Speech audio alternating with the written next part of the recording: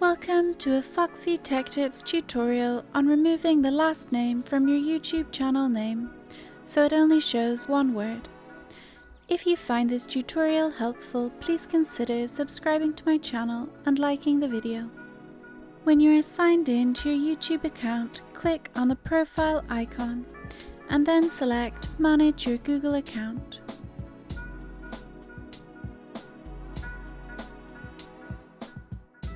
On your Google account page, click Personal Info from the left sidebar. Click where it says your name.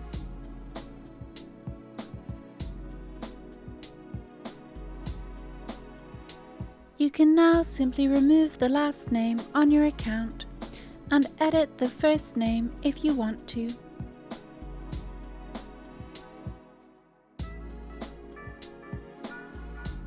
Click Save once done.